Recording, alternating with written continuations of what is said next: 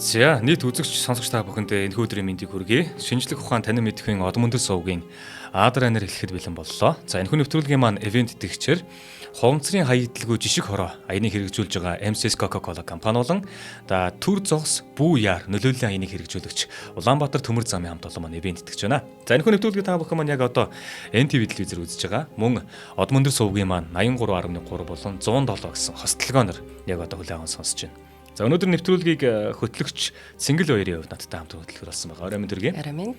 За өнөөдөр одоо юу ярих гэж байгаа вэ гэхлээр за нэг ийм юм болсон юм байна. Тэгээ Нью-Йоркер гэдэг сэтгүүл байдаг юм байна л да. Тэгээ энэ сэтгүүлд ажилладаг байсан энэ сэтгүүлч нэг эмэгтэй 2013 онд Монгол улсад ирсэн, аялж таарсан юм байна. Тэгээ энэ аялж явах үед нь бол өөрт нь маш хүнд нэг үйл явдал тохиолдсон. Тэгээ энэхүү тохиолдсон үйл явдлынхаа тухай өөрөө тухайн оныхоо 11 сард нийтлэл болгон бичин гаргасан байдаг. Энэ нь бол дэлхийд даяар бол маш их шуугиан тавьсан байдаг. Сүүлд нь энэ өөрийнхөө бичсэн нийтлэл дээрээс үндэслээд бүр ном гаргасан гэж ярьж байлаа те. Тэгэхээр яг энэ сэтгүүлч, Америк сэтгүүлч эмэгтэй Монголд ирээд түүнд яг юу тохиолдов гэдгийг өнөөдөр манай Цэнгэл баяр битүүхэнд яг өөрийнх нь бичсэн нийтлэлийг уншиж өгч байгаа те. За тийм ээ. За эхлэх үү. За эхлэе. За Эрэл Левигийн одоо 2013 оны 11 сард одоо хэвлүүлж байсан ертөнцийн хязгаардах адал явдал шаналл минь. Би хүүхэд байхдаа Моми хайгуулч хоёр гэж тоглох дуртай байж үлээ. Бид хоёр нэг нүдэ анин гараа цээжин дээрээ солбиж тавин хөдөлгөөнгүй хэвтээд нөгөөх нь харин би олон жилийн турш энэ пирамидуудаар аяллаа. Тутанхамны шарлыг олох юм болов уу гэж үгэлдэг дүрд хувирч тоглодог байсан юм. 1970-ад оны үед Тутанхамны шарил метрополитенд ирсний дараа бид ойр ойрхон очиж үздэг байсан юм. Тоглоомын өрнөл хэсэгт хайгуулч зандаршуулсан фараоныг олно. Моми гинэт нүдэнэн ам ороход хайгуулч нь цочирдсан дүрэс гэж "Шин юм юу вэ?" гэхэд Моми "Чи" гэж хариулдаг тоглоом. Би айл гэрдэж тоглох дургүй. Оронд нь далайн дээрэмчин хүлэг баатрын адал явдалт түүх бүтээж тиймэрхүү дүрд орох нь илүү санагддаг байв. Төрөмгий, хүлээцгүй, маш яриа, дээрэс нь айлын ганц хүүхэд болоод ч тэрүү бусад хүүхдийн дунд орохоор толгой эргэдэг байлаа.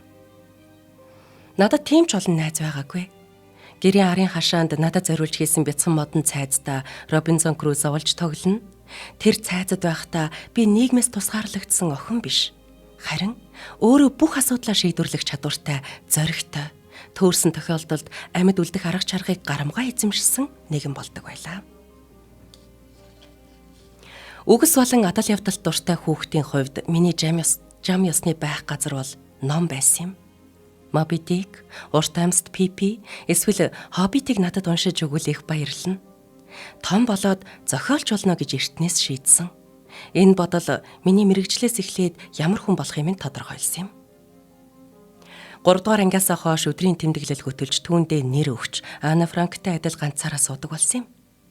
Энэ өдрийг хүртэл өөр тохиолдсон юмаа бичих үзэг цаас хоёр л байхад хичнээн танихгүй орчинд ч хамаагүй ганцаардлаас ангиж арч чаддаг хэвээр. Сүүлийн 20 жилийг би аль болох ойр ойрхон танихгүй орчинд байж өнгөрүүлсэн юм. Нэгч таних хүнгүй газар руу явхаас илүү таашаал өгдөг зүйл надад байхгүй. Учир нь тентхийн бүх зүйл надад шинэ. Тиймээс түүний талаар бичиж болно. Хамгийн анх нийтлэл бичгээр Африк явахдаа маш их догдолцсноосоо болоод 2-7 хоногийн аяллаа турш бараг унтаагүй. Бүх зүйл шинэлэг байлаа. Нью-Йорк хотод ирсний дараач нөхрөө дахиад шаргацуур ширээний ард сун юмаа бичиж байхад минь хүртэл энэ аяллаа дурсамж сэтгэл хөөрөл мэдрэгдсээр л байсан юм. Найзууд маань нэг нэгээрээ залуу бүсгүйгээс их хүн болж эхлэх үед надад тийм зүйл тохиолдоогүй л байлаа. Юридийн гайхамшигт аяллаа эхлэл дууг сонсоод их хүн болох ямар байх тухай би бодно. Мөрөөдлийг минь дүүргэх бяцхан би эсвэл тэр амьдралыг минь утга учиртай болгож байгаа нэгэн зүйл хэмээн найдвар тээсэн өнгөөр юу дуулдаг. Энэ дуу ээж болох талаар бодох бүрт минь толгойд ихшиглэх болсон юм. Гэвч хүүхэдтэй болно гэдэг мэрэгжлийн аялагчийн амьдралыг минь бараг байхгүй болгоно гэсэн үг. Гэхдээ нөгөө талаас миний амьдралын хамгийн галзуу аялал байх юм шиг санагдана. Би аяллахаа өмнө үргэлж айцтай тулгардаг. Тех бүрт өөртөө энэ удаагийн аялал өөр байх болно гэж итгүүлэхийг оролдогч газрын зураг хараад ойлгохгүй байх, англиар ярьдаггүй хүмүүстэй ойлголцохгүй байх, эсвэл хайж байгаа нийтлэлдээ таарах хүмүүсийг олохгүй бол яах вэ гэж бодол орж ирнэ. Энэ үед би бодилж, эмзэг хэврэг нэгэн болж хувирна. Харин очих газраа хүрсний дараа энэ бүх сандрал минь догтлол болон хувирна. Үргэлжил тэгдэг юм. Тэглээгээд явхаас өмнөх айдас багаснаа гэж байхгүй. Хүүхэд тээх тухай бодоход энэнтэй л адил зүйл болдог. Би 10 жилийн турш шайж байна. Надад өөрт минь хүүхэд байх таалагдаагүй. Тэгтэл надтай ижилхэн хүүхэд гараад ирэх вэ гэж имэн. Бас өөрийгөө муу ээж болох вэ гэж айдаг. Нэг газраа гацаад үлээвэр хөгжим математикийн гэрийн даалгавартай 18 жилийн турш зууралдах юм биш байгаа гэж байна. Афинд номын аяллаар явж явах үедээ би хүүхэдтэй болёо гэж нэг мөр шийдсэн юм. Ээж болох шийдвэрийг өөрөө бэлэн болсон үедээ гаргаарай гэж хэлдэг хүн буюу амьдралын минь хамтрагч хамт явж байлаа. Нэг үдэш бүх тохироо бүрдэж бие биедээ бүрэн татагдах мэдрэмж төрсөн юм. Тэр бол гэр бүл болсон үеийн хамгийн сайхан мөч үлээ. Грек дэх хэвлэн нийтлэгч маань биднийг бүжгэн дүрэн, хүүхэд, найзууд, мусака болон тамхины утаагаар дүүрэн гэртээ хоол хийж өгсөн юм. Америкчууд чөлөөтэй тайван байж чаддаггүй гэж гартаа 3 настай хүүхдэд тэрэн узаа уух зуур нэг зочин надад хэлж үлээ. Грек улс бутран унж байлаа. Тэжээвэр амтныхаа зардлыг дийлхэ болсны улмаас эзэндээ хаягдсан нохой муураар Афины гутамчнууд дүүрсэн байв. Гэсэн ч бидний хүлээн авч байгаа хүмүүс баясгалантай байлаа. Тэдний хувьд гэр бүл нь дарамт болсон шиг санагдаагүй, харин ч бүр үтшлэг шиг байв. Өөрийн хүсэл, аялах ирмэлцлээсээ өөр зүйл захирагдах нь надад таашаал өгөх төдийгүй чөлөөлөгдсөн юм шиг санагдах юм байна гэж би тэр үед бодсон юм. Би амархан жирэмсэлсэн. 38 насныхаа төрсөн өдрийн өмнөхөн яг л гей таагдахын дөнгөж өмнөхөн онгоцондоо амжиж орсон мэт тийм сэтгэгдэл төрж байлаа. Ердөө 2 сарын дараа гэхэд би эмчийн өрөөнд хэвлийд минь байгаа үрийнхээ зүрхний цохилтыг сонссон юм. Яг л ич шидмэт. Тогоондоо Ньютийн нүд хийчгээд амьд биет бүтээх чадлыг олсон шулам шиг санагдаж байв. Робинсон Крузо шиг эзгүй арал дээр гав ганцаархнаа биш ч бид энэ дэлхийг ганцаараа л туулж өнгөрүүлдэг. Харин бие давхар байхад хүн хизээч ганцаараа байхаа болдго юм билээ. Жирэмслэлтийн сүүлийн 3 сар хүртэл онгоцоор нисэхэд асуудалгүй гэж эмч хэлсэн тул би эцсийнхээ том аяллыг хийхээр шийдсэн юм. Дахиж гэрээсээ хэдэн 7 хоногоор явж шинэ газрын амтыг мэдэрч чаддаг болтол хамгийн багадаа дахиад 1 жил, бүр магадгүй 2 жил болох байх. Ингээд талархлын баярын өмнөхөн би Монгол улсыг зорьсон юм. Хаашаа явах гэж байгааг минь хүмүүс сонсоод их цочирдож байсан ч надад энэ нь таалагдаж байв. 22 наснда энэтхэг рүү ганцаархнаа явж чадсан шиг жирэмсэн байхдаа ч говь руу явж чаддаг тийм эмэгтэй болно гэхээр надад сайхан байлаа. Чамайг миний эзэнд байхад хоёулаа ертөнцийн хязгаарт очиж байсан шүү гэж би хүүхэдтэй ярина гэдэг бодол надад таалагдаж байв. Надад үнэндээ Монголын өвлөөс өөр айдас хүргэсэн зүйл байсангүй. Жуулчдын цуваа 10 дугаар сард буурсан байдаг тул 11 дугаар сарын сүүлээр би онгоцонд суун шөндөө хасан 20 хэмээх хүйтэн чиглэсэн юм. Гэхдээ би бэлтгэлтэй байсан. Томорч байгаа гидсийг минь багтаах цасны 2 өмд, өөрийнхөө өмсдгөөс 2 арцмаар том урт дотуур хувцас цөнхөлсөн байв. Жирэмсэн байна гэдэг бүх үед ямар нэг байдлаар тав тухгүй байхыг хэлдэг юм шиг. Эхний хэдэн сард өглөө бүр шаардсан юм шиг мэдрэмж. Дотор мухарч байгаа хэрнээ өлсөж, толгой өвдөн, зурагт үзээд яолж хэвтгэхээс өөр зүйл хийх чадваргүй болно.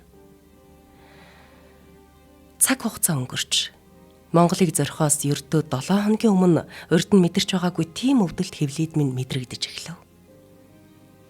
Жирэмсэлж байсан хүн бүрээс л дугуй шүрмсний өвдөлт гэж сонсож байсан юм. Хүүхэд томорхын хэрээр сав томорч зүгээр нэг махлаг эмэгтэй шиг биш, үнэхээр жирэмсэн хүн шиг харагдаж эхлэх үеийн шинж тэмдэг гэж би интернетээс уншиж байсан тул юм бодсонгүй. Бээжин хүртэлх 14 цагийн нислэгийн турш энэ бодол намайг тайвшруулж байлаа. Би ч нислэгийн турш өвдөлтөө намжаах эвтэйхэн байрлал олох гэж тонгож сор таарсан юм. Дамжин суусан онгоц маань Монголд буух үед өглөө олж байсан ч саарал унаараас болж бүрэнхий байлаа. Улаанбаатар хот бол дэлхийн хамгийн бохирдолтой бас хамгийн хүйтэн хотуудын нэг. Хот руу орох замдаа хүлдсэн тал, бөөгнөрсөн гэрүүд, эсгийн майхнуудаа тэд ингэж нэрлэдэг. Гэрүүдийн хажуугаар явсаар зөвлөлтийн үеийн олон айлын орон сууцууд, төвдийн буддын сүм хийдүүд болон Торлобус болон шугам сүлжээний утас хэлхэлдсэн хөл хөдөлгөөн ихтэй газар ирэв. Гудамжинд байх хүмүүс нь хүйтнээс болж давхарлан өмссөн хувцсандаа түүрцсэн мэт болихтуу боловч хурдан алхацгаахаач. Би энд уул уурхайн салбраас урсан орж ирэх мөнгөний ачаар эдийн засаг нь хэрхэн хурдацтай өөрчлөгдөж байгаа талаар бичгээр ирсэн юм. Монгол орн нүүрс алт зэсийн хүдрээр баялаг бөгөөд эндээс орж ирэх хөрөнгө 5 жилийн дотор 2 дахин өснө гэсэн прогнозтой. Гэсэн хэдий ч хүн амын 3.1 нь нүүдэлч амьдралаасаа салаагүй малаа маллаж, гэрт хоноглож, хог болон нүүрс төлөнд дулаацаж байсан юм. Монголын дараагийн нэг өсөлттэй салбар бол ноолуурын экспорт байв. Улаанбаатарт 12 жил амьдарч байгаа Теннессигээс ирсэн залуу зөвлөгч Женкин Коксын хэлснээр сарлагын мах ямааны үсэн дээр тулгуурласан эдийн засаг юм. За, минут бараг болж байна. Яг одоо нөгөө гадны сэтгүүлчийн тэр нүдээр Монгол улс ямар харагддаг гэдгийг эхлээд мэдэгдэж шүү дээ, тийм. Яг. Тэр эсхийн майхнуудаа тэр гэдэг чинь яг энэ 2013 он гэхээр одоогоос 10 жилийн өмнөх баг нийтлэл тийм 10 гаруй жилийн өмнөх. Тэгсэн ч гэсэндээ бас айгүй сонирхолтой. Би ерөөс уншиж байгаагүй байхгүй энийг. Чамтай ингээ унших болгон ч л яг шинээр яг тэр нэг үнийг хэлж байгааг гоё мэдрээд байна гэсэн. За нэвтрүүлгийн маань ивент тэтгэгчээр энэ удаагийн дугаарыг MCS Coca-Cola компани ивент тэтгэж байгаа. За MCS Coca-Cola компани Адра нэртэй бас маш олон дугаараар хамтарч байгаа юм. Тэгээ бид бүхэнд энэ хамтран ажиллаж байгаа мэдээллийг хүргэх болон гоё мэддэхэд байгаа нэг зүйл нь болохоор 2030 он ер нь цаг хугацаа чинь маш хурдтай явж тийм шүү дээ. Одоо нэг 2025 он болцсон шүү дээ. 5 жилийн дараа гэхэд одоо MCS Coca-Cola компани хамт олон бол борлуулсан бүтээгдэхүүн бүрийнхээ тоотоо тэнцвүүц хуунцрыг дахин боловсруулах зорилт тавьсан байна. Ямар гоё. Тэгэхээр одоо нөгөө баяр болдог, баяраар чин айл болгон 50 гэхэр ч одоо манай Монгол улс чинь хэдэн 100 мянган өрх байгаа байлаа тий. Тэр өрх болгоны тоогоор л баг одоо ундаа усан борлогддог байлгүй дээ. Тэгээ нэгээр тогтохгүй өчнөд байдаг баг. Тэгэхэд одоо энэ олон сая ширхэг одоо энэ бүтээгдэхүүнүүдээ 2030 он гэхэд бүгднгийн дахин боловсруулснаа хийх гэдэг. Яагаад дахин боловсруулсан энэ хуванцар бидэнд хэрэгтэй юм бэ гэхлээр тий. Бид бүхний хэрэгжилж байгаа тэр одоо хуванцар юм чинь байгаль шингэх хугацаа, түүнээс ядгарч байгаа хор хөнөөл энийг бол ярахад илүүц шүү дээ тийм маш их шүү дээ. Тэгээд дэлхий тэр чигтээ ногоон болохыг зорж байгаа. Тэгэхээр одоо зөвхөн ундаа үйлдвэрлэдэг гэдэг юм уу тэр ус ундааг үйлдвэрлэдэг компани байлаа гэхэд өөрсдийн үйлдвэрлэсэн бүтээгдэхүүнээс байгаль орчинд болон хүн амд нөлөөлж байгаа тэр хор хөнөөлийг багасгахын төлөө ажилладаг. Энүүгээрээ одоо нөгөө дэлхийд үнэлэгдсэн компаниуд болж идэг. Тэгэхээр нэгдсэн үндэсний байгууллагаас хүртэл MCS Coca-Cola компанид одоо шагнал олгож идэг. Би шагналын нэрийг санахгүй. Гэхдээ ямар ч сайн үйлдвэрлэгч бол хариуцлагатай үйлдвэрлэгч гэдэг тийм шагналыг хүртэл MCS Coca-Cola компанид олгосон байдаг. Аахгүй нүүбээс. Тэгээд эний чинь яаж хийд юм бэ гэхэлэр мэдээж нөгөө өөрийнхөө одоо худалдаалцсан байгаа тэр бүтээгдэхүүнийг хэрэглэгч авчлаа тий гэртээ авчлаа. Тэр хэрэглэгч ингээл хогонтой хаяна. Хогийг нь аваачаад манай Улаанбаатарын нөгөө хог ачаад хүмүүс мань ачаад хаанч аваад тасгадгийн тий тэр болгонд нь аваачаад тасгах бол эргээд олж авахд маш хэцүү. Тэгээд тэрийг эргүүлээд боловсруулах хэрэг юм байж хог дээрээс авахд хүртэл ямар байх вэ тий. Гэтэл энэ хамт олон маань яасан юм бэ гэхэлэр за энэ хуванцаг дахин боловсруулна гэдэг чинь тий ганцхан хувь компани хийдэг ажил биш юм байна. Иргэд болон тэгээд улс тэгээд хувь компани гурвын ийм гурван талын хамтарсан ажиллагаагаар энийг зохицуулд юм байна гэдгийг олж нээгээд тэгээ ажиллаж байгаа байхгүй. Тэгээд энийг хамгийн түрүүнд буюу одоо энэ Баян зүрх дүүргийн 16 дугаар хороо гэж байгаа. Яг энэ хороон дээр яг одоо туршилтын ажил нь эхэлсэн явж байгаа. Маш амжилттай явж байгаа. Яг уу гэхээр 7 хоногт ийм 2 өдөр тодорхой байх юм. За тэр нь болохоор Бямб гараг, Мегмар гараг гэдэг баха. Мегмар гариг юм зөвхөн. Мегмар гариг бүрийн хуунцар дахин боловсруулах TML гэдэг үйлдвэрийн өөрийн цуглуултын машин энэ хорооны 5 цэгээс цугларсан байгаа энэ ус ундааны хуунцыг татах ажлыг эхлүүлдэг. Тэгэхээр одоо та өөрт чинь одоо ус ундааны тэр савнууд чинь байж байгаа юм бол цуглуулж байгаад энэ 5 цэг нь хаана байгаа гэдгийг олоод тэнд авчиж тушаагаадах юм. Та зүгээр тушаахгүй ш тэр чинь бас нэг хуунцар учраас эргүүлээд танд хуунцар чи хариуд грамлаад юм уу килограмыг гаргаж байгаад мөнгө өгөх нь. Тэр 5 цэг дээр авчиж өнгөт яг мегмар гарагт нь тойроод нөгөө хуунцруудаа нөгөө TML үйлдвэрийн хамт олоо авчих юм. Тэгээд авч явлаа.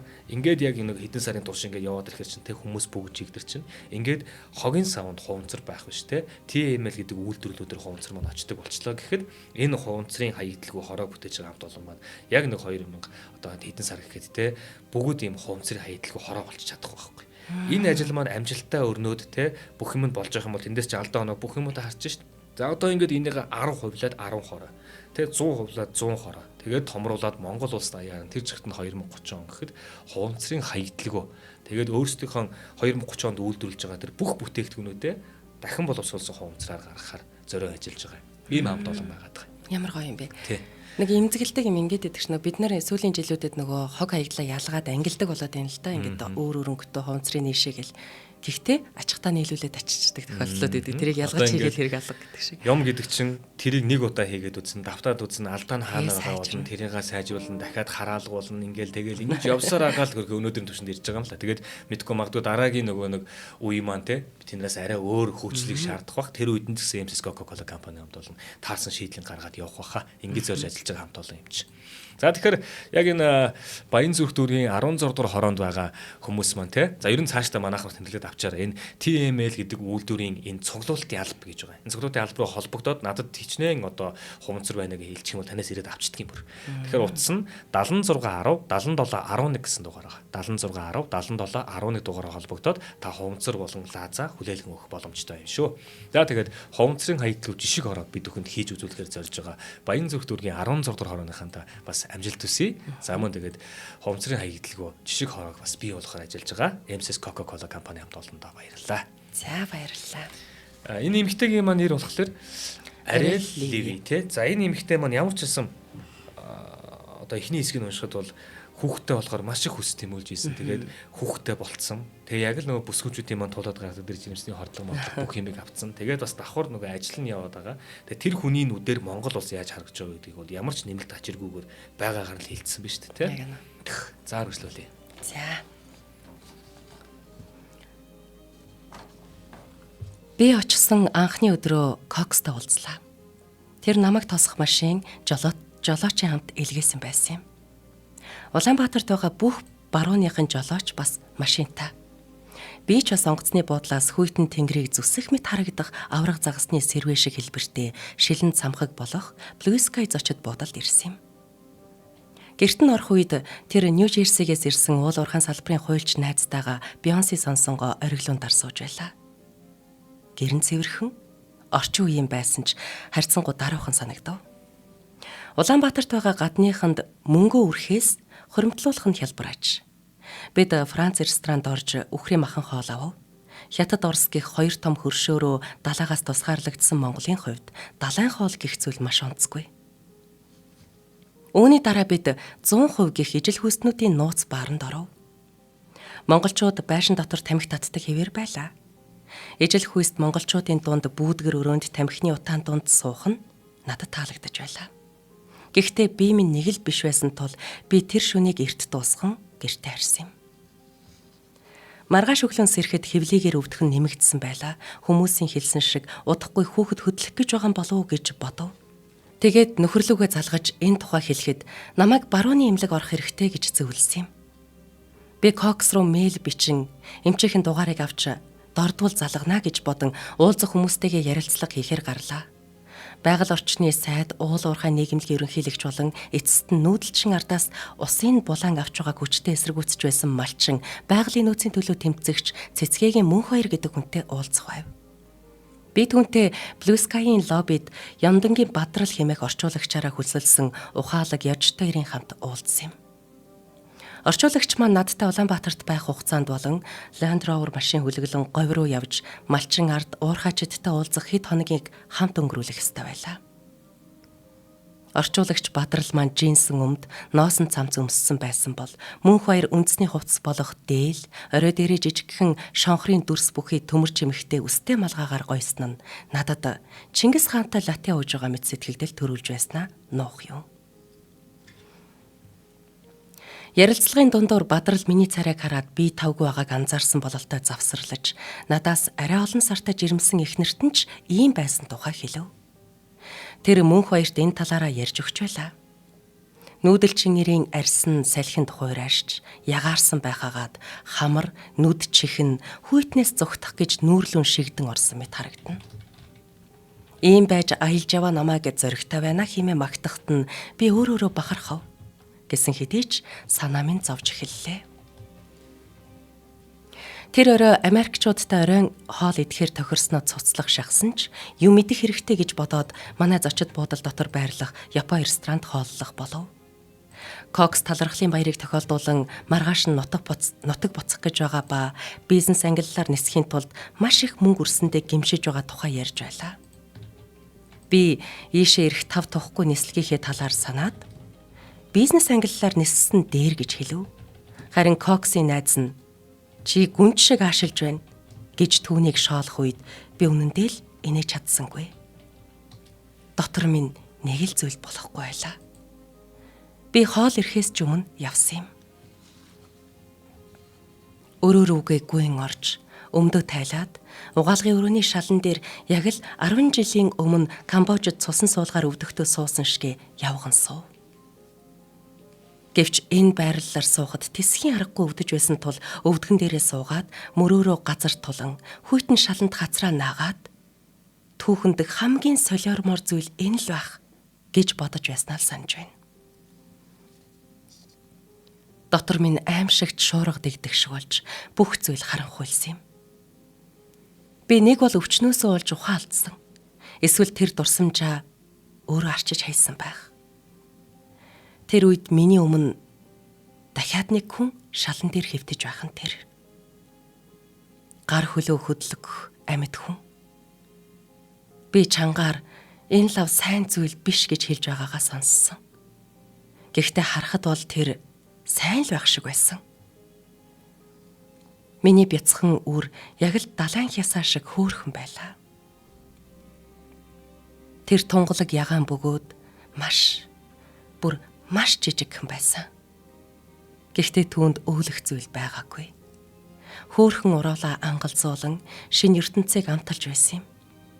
Би энэ байдалд сочирдон хөшиж удаан суулаа.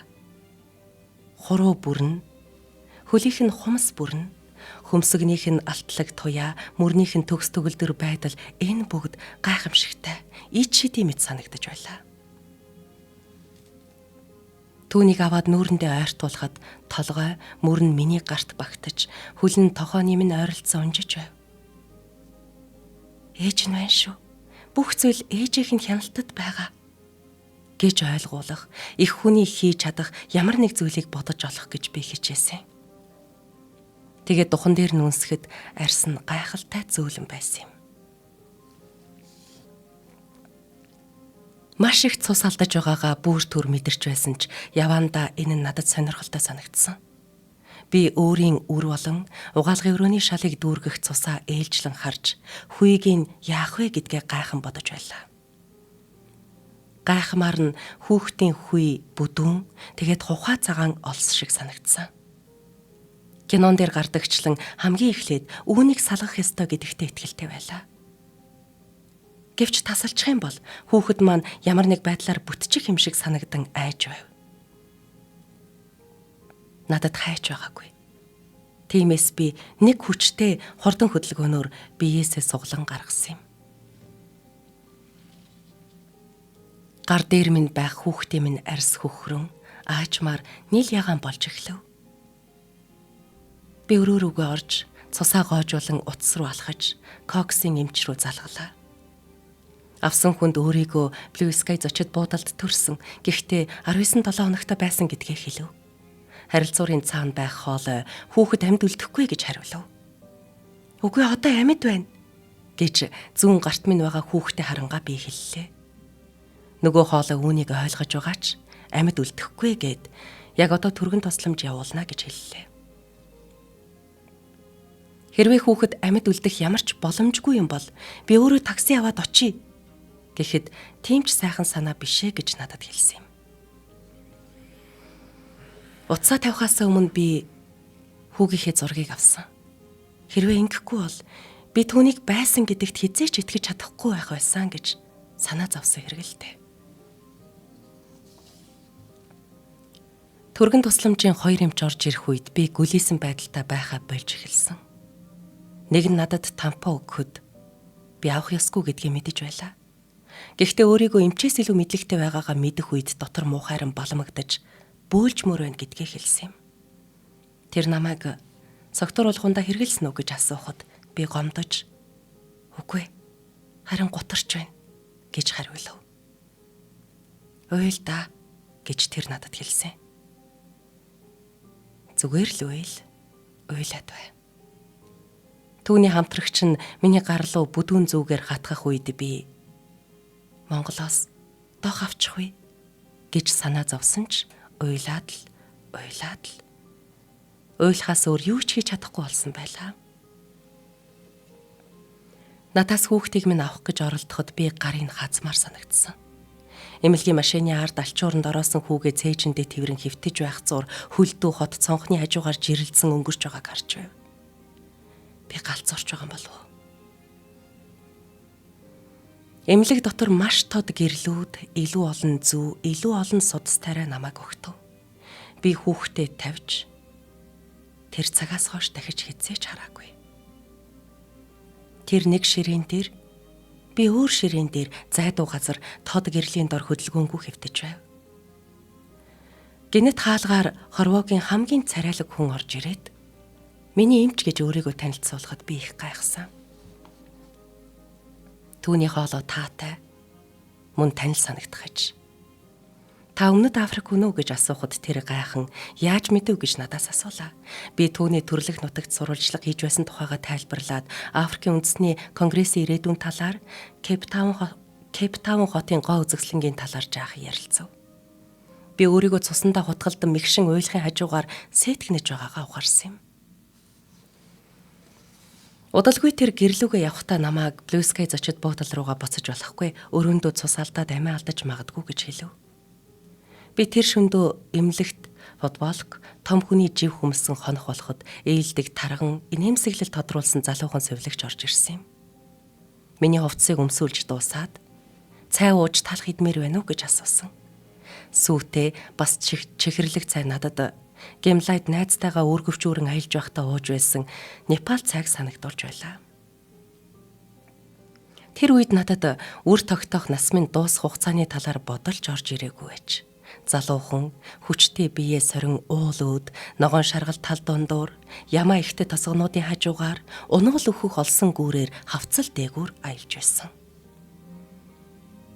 Тэр үед бид Сникерсээр хооллон явсаар хэд хэдэн уулчдын аминд хүрсэн ч биднийг жаахан дааруулснаас бусдаар гимтээгээгүй тийм цасан шуургандонд орчихж үлээ. Би маш азтай хүн байлаа. Тэр орой угаалгын өрөөний шалан дээр болсон явдлаас өөр аимшигтай зүйл өмнө нь надад бараг тохиож байсангүй. Хүүхэдтэй болохыг хүсдэг гэдгээ одоо ч гэсэн хүсэж байгаагаа ухаарч хувь заяаны энэ эргүүлэг миний буруугаас болсон гэдгээ ойлгосон. Би өөрийнхөө бардам зан, хувиа бодсон байдлаасаа болж онгоцонд сууж, үүнийг минь Монголын бүүдгэр тэнгэр шийтгсэн. Би шулам хിവэрэж, хүч чадал минь бүгд намайг орхиодсон байлаа. Маргааш өглөө нь эмч ирээд надад өөр зүйл хэлсэн юм. Миний эхэс хавхарсноос болж золбсон гэж тайлбарлав. Хожим судалж үзэхэд энэ шинж тэмдэг хар тамхичин эсвэл өндөр даралттай хүнд тохиолддог ховор зүйл байсан юм. Заримдаа зүгээр л нас явсан эмэгтэйчүүдэд тохиолддог байлаа. Энэ явдал үнэндээ хаанч болж болох байж. Эмч өмнөх өдрийнхөө адилаар нислэг болон зулбалт хоёрын хооронд ямар нэг хамаарал байгаагүй гэж баталж байв. Түүнийг ердөө ээлдэг зан гаргаж байна гэж бодож байгаагаа хэлээд дотоод иргэн төрийн нарийн бичгийн даргатай тавлсан 11 цагийн уулзалтанд очих хэрэгтэй байгаагаа тайлбарлав. Би Blue Sky дэргэн ирж аллагын газар мэт болсон өрөөндөө шүршүүрт ороод удалгүй дотоод хэргийн төрийн нарийн бичгийн албан өрөөнд очсон юм. За энэ эмэгтэй маань ямарсан хүүхдээ алдсан юм те. Энэ нөгөө талархлын баярыг одоо Монголд өнгөрүүлсэн талархлын баяр гэх юм уу? Ерөнхийдөө тийм хөлтэй болох бах те. Тэгээд талархлын баяр гэдэг нь 11 сарын 27 болдог шүү дээ те. Яг тэр үед тохиолж байгаа юм байна те. Гэтэ яг эмч нь бол хэлсэн энэ те. Шалтгаан нь бол арай өөрөө те. Тэрнээс шин чинь хаан л бол хаан тохиолж болох байсан юм аа гэж хэлж байна. За нэвтрүүлгийн маань ивент итгэгчээр төр зогс бүү яар нөлөөллийн аян. Энийг сонсч байсан уу? За энэ аян болохоор манай энэ төмөр замын гацтай, төмөр замын гармын аюулгүй байдалтай одоо холбоотой юм аян багхгүй. Тэгээд энэ аяныг одоо манай Улаанбаатар төмөр замын хамт олон маань бол хэрэгжүүлдэг. Зөвхөн инээр тогтохгүй маш олон аяныг хэрэгжүүлдэг. Тэгээд яагаад энийг одоо жишээлбэл ингэж бодд юм л та. Хүн бол нэг ойлгочвол тэр дахин хэлэх шаардлагагүй гэдэг шүү дээ. Одоо жишээлбэл энэ гацаар та амжаад гарч чаддгүй маа. Амжин гэж бодсноосоо болоод өчнөө олон хүн машин дэргээрээ өөрийнхөө эд хөрөнгөөрөө гэр бүлийнхээ амь насыг дэнчин тавиад ороод бэртээд гимтээд ийм асуудал зөндөө урд нь болцсон юм аа. Гэд хэлцдэг. Тэрийг бол за зарим нэгэн юм ойлгох хүмүүс бол ойлголцоод авчдаг. Бусд нь бол чихний хажуугаар өнгөрөөгөө л байдаг. Яг тэр үе өөрт нь ирэх хүртлээ. Тэгээд яг энэ аян гэдэг юм уу ийм хүү зүйлийг чинь нөгөө нэг юм цаг тутамд байнгын тэгээд дандаа шинэ үе боловсрч гарч иж байгаа учраас тэр бол ондоо байнгын хийж явах хүргэж явах хэрэгтэй байдаг л та. Тэгээд яг энэ тал дээр бол манай энэ Улаанбаатар төмөр замын хамт олон маань бол үнэхээр яг энийг бол байнга цаг тухайд нь хийж хэрэгжүүлдэг. Тэгээ энэ гарцаар амжаад гарнаа гэж бодоод машинтайгаа орсноос болоод те. За мэдээж нөгөө муугаар бодох юм бол маш их олславаар гардаг. За зүгээр эргэр их арай зүгээр наадлаар нь бодоход те нэг тооромс татаад ингэ зогсдөг юм байл да. Тэгээд нөгөө нэг энэ өчнөө олон юм ардталтай ачаад хэврэлсэн байгаа. Эсвэл зорчигч тээврийн ч юм уу. Энэ олон ачаад хэврэлсэн байгаа. Одоо галт хэрэг чинь тийм амар зогсдөг юм байл да. Доороо иж одоо хэдэн километрийн цаанаас одоо хурдаа хасч масч иж те. Ингэ зогсдөг. За зогслоо гэхэд үү те. Амжаа зогсчлаа. За үнэхээр урд нь байгаа тэр нэг машин дэрэгтэйгээ оцсон ч байт юм уу те. Ийм хүннээс болоод зогслоо гэж бодоход тэр чин цаана нэг зогсолтоос болоод маш том зардал явдаг юм байна л да. Энэний талаар бид юусоо бодож байгаагүй юм. Одоо жишээл Улаанбаатар төмөр замын хамт олон маань Монгол улсаар дайран өнгөрөх орж гарж байгаа тэр тээвэрлэлт энэ болгоныг цаг тухайд нь одоо улсынхаа хэлдэгүүд нэвтрүүлээд те улсын одоо улс дотроо явуулаад гаргах яг энэ хариуцлагыг бас давхар хүлээдэг юм байна л да. Тэгин гол тэр нөгөө нэг ачаагийн чинь тээвэрлж байгаа дунд нь те ийм эрүүл мэндийн яаралтай тоног төхөөрөмж хэрэгсэл юм байх боломжтой. За эсвэл одоо нүүрс түлээ тээвэр те юу гэдгийг маш чухал юмуудыг тээвэрлэдэг юм байна л да. Гэтэл нөгөөдхийг нь зогсоочонгуудлаа хэдэн минут алдж ийн бодож болно. Гэтэ тэр хэдэн минут чинь секунд бүрээр тэр цаана нь хариуцлага нь маш том болж идэг юм байна л да. Одоо жишээлх юм бол ингэж байгаа. Улаанбаатар төмөр замын хамт олон за энэ 2022 оноос зүгээр гаргасан нэг статистик нэг байгаа байхгүй. Урд нь гардаг байсан баг. Гэтэ 2022 онд гарсан статистикаар бол 238 удаа яаралтай тоормс хийсэн. 238 удаа. 2023 онд 266 удаа хийсэн. Тэгээ одоо энэс одоо ингээл нөлөөллийн аян маяг ингээ хэрэгжүүлэл явуулаад байдаг энэ тухай бүрт. Тэгдэж байгаа 2024 онд 195 удаа энэ яаралтай тоормсыг хийсэн байхгүй. Тэгээд энэ одоо энэ 3 жилийг бодоход л нийтдээ бол бараг 700 яаралтай тоормс хийсэн гэсэн үг. Тэгээ энэ болохоор 167 цаг галт тэрэгний хөдөлгөөнд зогссон. Тэгээ нөгөө нэг ард нь байгаа тэр нөлөөлөл, ард нь байгаа тэр одоо нөгөө хор хөнөөл нь ямар учиртай гэхээр те. Одоо магадгүй зөв төсөөлөе заяа. Би төсөөлөд бодоход тэнд одоо сэлэнгит ч байдаг юм уу те. Эмээгийнх нь биеийг яг ингээд муудцсан. Гэтэл тэр хүн энэ богооноор яваад очих гээд байгаа. Өглөө буугаад эмээтэйгээ буулцах байсан сүүлийн боломж нь тэр хүн тэр богоонтой явж байгаа. Гэтэл нэг нөхөр энэ урдуур амжиж чинь гээд ороо зогсоцсон байж бодъё л та тий. Тэр дотор ч 800 одоо хүмүүс явж байгаа шүү дээ. Зөв нэгнийхэн жишээгээд ийм байж болох байхгүй. Гэтэл урдуур нь ороо зогсоцсон. Тэр хүн дахиад хизээж эргэж олдохгүй боломж цаг хугацааг тэр одоо гармыг хааснараа тэр яаралтай тоормсыг хийснээр мэдээж хүн эсдэлүүлж ийснээс тий мал амт эсдэлүүлж ийснээс тоормс татахыг л бодсон шүү дээ ямар ч байсан. Ингэснээр арталтан зүгээр нэг хүн дээр ирэхэд ийм том эргүүлж буцааж авч болшгүй том хохирол байж болох байхгүй. Тэгэхээр дахиад л хэлье. Автомашинтай зорчигч та магадгүй шинээр автомашин аваад танд маш сайхан байгаа бах. Гэхдээ бид нар энэ Улаанбаатар гэдэг том хотод бусдынхаа дүрмээр энэ том зохицуултын дунд амьдардаг дүрм журмуудыг дагах хэрэгтэй байдаг. Заавал хоттой бүр хизээж одоо нэг зөрчиж болохгүй дүрм журм гэж байдаг бол тэр нь энэ Улаанбаатар төмөр замын энэ гармын аюулгүй байдал юм шүү гэдгийг та бүхэнд дахиад сануулъя. Өөрийнхөө гэр бүлийг болон өөрийнхөө эд хөрөнгийг бас давхар бусдын хэдэн зуун хүний амьдрал, хэдэн зуун хүний алба ажлыг бити зогсоогоор гэж та бүхнээс үгүйсэ. Тэгээд төр зогс бууяар нөлөөлөө энийг хэрэгжүүлж байгаа Улаанбаатар төмөр замын хамт олон маань бид бүхнийг ивенттэй хамтран ажиллалаа. За ерөн зүгээр дэлгэрэнгүй мэдээлэл авъя. Эсвэл нэг билет захиалъя гэх юм бол те ер нь лавлах утсыг хэлээд өгчээ. Улаанбаатар төмөр замын лавлах утас нь 1919-49 байд юм биш үү? 1919-49. За тэгээ хаяг нь гэх юм бол Улаанбаатар хот, Баянгол дүрэг, Сөүлийн гудамж 42 гэсэн тоод бас байдаг юм байна. За ингээд ивенттэй ажиллаж байгаа Улаанбаатар төмөр замын хамт олондоо баярлалаа. Та бүхний ажилд амжилт хүсье. За баярлалаа. За өргөжлүүлье.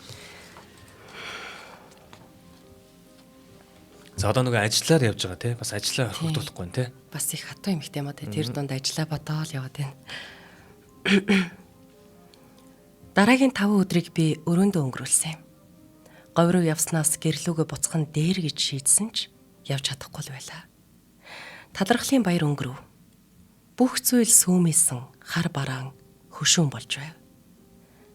Би орондоо хөвтөн сникерс идэж, миний баарнаас авсан жижиг лонхтой виски уунгаа шинэ амьдрал шиг минь хачин, хоосон хүндий санагдах телевизийн нэвтрүүлэг үзэж байсан юм. Тэр орой тусламж хүсэн утсаар ярихдаа үүсгэсэн орны минь хажууд байх хамгийн том цусны толбон дээр хэн нэгэн цагаан биеийн алчуур дэвссэн ч цус алчуурыг нэвчсэн байв. Би тийшээ харлаа. Дараа нь хуучин Орос барилга дээрээс унж байгаа цасыг ажиглав. Гэвч хамгийн их харсан зүйл минь хүүхдийн минь зураг байж үлээ. Монголоос буцаж гэртээ ирэхдээ би маш их сэтгэлээр унсан байсан. Амьсгаач авч чадахгүй болсон байлаа. Надад тохиолдсон зүйлийг сонссон ээжүүдтэй 5-6 удаа уулзахад намайг харангуутаа л уйлж байлаа. Шинэ хүүхэдтэйгээ нүүж орох гэж байсан шинэ байрны төлөвлөгөө 7 хоногийн дараа гэхэд байхгүй болов. 3-7 хоногийн дотор гэрлэлт минь нурлаа. Хөхнөөс минь сүү гарч эхлэв. Дээр нь дахин цус алдаж эхэллээ. Би гэнтэл цорхирон уйлдаг болов. Орондоо хурлын үеэр метрон дотор.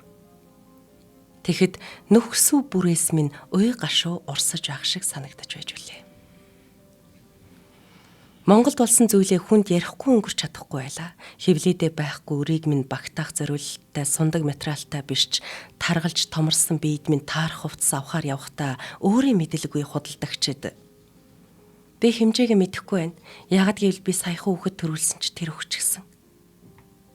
Гэхдээ сайн мэдэн гэвэл одоо би таргалчихж гэж хэлж байгаагаа хөндлөнгөө сонсож байв. Заримдаа сайн санаат эмэгтэйчүүд би ч гэсэн золбож байсан гэж хэлэхэд би өөдөөс нь огцом тэр амьд байсан гэж хариулдаг байлаа. Би хүүхэд төрүүлсэн. Хэдийгээр тэр богинохон амьдарсан ч гэсэн би амьд хүн төрүүлсэн. Ягаад ч юм энийг хүмүүс ойлгох ёстой юм шиг санагддаг байлаа. Дараа нь би тэдэнд хүүхдийнхээ зургийг утаснасаа үзүүлэх гэж оролддог байв. Хэдэн 7 хоногийн дараа би энэ зургаа өдөрт нэг л хардаг болсон байлаа. Харин хэдэн сарын дараа гэхэд 7 хоногт нэг хардаг болов. Одоо бол хүүхдийнхээ зургийг тийм ч их хардаггүй. Гэхдээ удаан уулзаагүй хүмүүс над дээр ирээд чам тохиолдсон явдалд их харамсаж байна гэж хэлэхэд тэдний тайтгаруулах үгс надад таалагддаг юм. Үнэндээ бол би 10-20 минутын хугацаанд хэн нэгний ээж байсан нь үнэн. Үүнийг би ямар ч хадал явдлаар, ямар ч газар луу хийх аяллаар солихгүй. Заримдаа энэ талаар бодохдоо би дотроо шаналдаг. Энэ бодол намайг ганцаараа байхад минь орж ирвэл би Монголд очихоос өмнө огт гаргаж байгаагүй тэр авайг гаргадаг юм. Яг л ой дотор уйлан гашуудах шархтсан шулам шиг дуу. Бусад үед бүх зүйл ерөнхийдөө хэвийн жам ёсороо байгалийнхаараа байгаль их хийхээр шийдсэн ямар ч зүйлээ хийх чадaltaй байгаль их.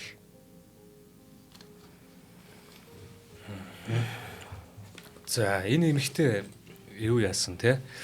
Яг энэ нийтлэлийг биччихэд 11 сард гэхэр чинь заа очиж моччод нэлээд бас сэтгэл санаанд гайгүй болсон хойнол битсэн байлгүй дараа оноос нь ч тийм хизээж. Тэгж байж байгаад энэ 2017 онд нэг юм ном гаргасан гэдэг байгаа шүү дээ. Тэр номныхаа бас нэг дурсамж болгож тэр номноос тэр энэ үйл явдлаасаа дурсамжлаад сэдвлээд бичсэн юм уу те. Тэгээ энэ ном нь ч гэсэн бас бестселлер болж исэн. Тэгээ энэ нийтлэл нь бас яг тэр тухайн нийтлэгдсэн үедээ бол бас их л одоо шууган тарьж исэн. Гэхдээ яг би нэг анхандаа зүгээр Монголд ирээд нэг юм эвгүйх юм болсон гэхээр Монголоос болоод игдсэн байх үедээ л гэж эвгүй бас бодож байлаа. Гэхдээ яг нөгөө нэг нислэг үе тэгэл өөрийнх нь биеийн ч гэсэн тэр нэг ирэхээс өмнө өвдөд ингэж ирсэн шүү дээ. Тэгээ тиймэрхүү байдлаар ясараагаал яг болсон үйл явдал нь Монголд болсон болохоос шүү дээ. Тийм баг. Гэхдээ энэ ч одоо нөгөө нэг одоо юу гэмээр ч юм те энэ зүйлийг чи ингэж хуваалцаж чадж байгаа л энэ эмгтэй болохоос биш те. Ингэж хуваалцаж чадахгүй, ингэж олонд хүргэх юм шаардлага байхгүй л энийг талаар юм яриад хат хэцүү шүү дээ те. За ийм л хүнд үйл явдал болсон юм байна. За тэгээ өнөөдрийн дугаарыг маань бид бүхэнд бас уншиж хүргэсэн. Цингэл баяртай баярлалаа. За энэ хүн нэвтрүүлгийн маань ивент итгэгчээр харин хомцрын хаягдлгүй жишг хороо аяныг хэрэгжүүлж байгаа MSS Coca-Cola компани маань ажилласан. За мөн төр зогс бүү яар нөлөөллийн аяныг хэрэгжүүлэгч Улаанбаатар төмөр замын хамт олон маань ивент итгэлээ.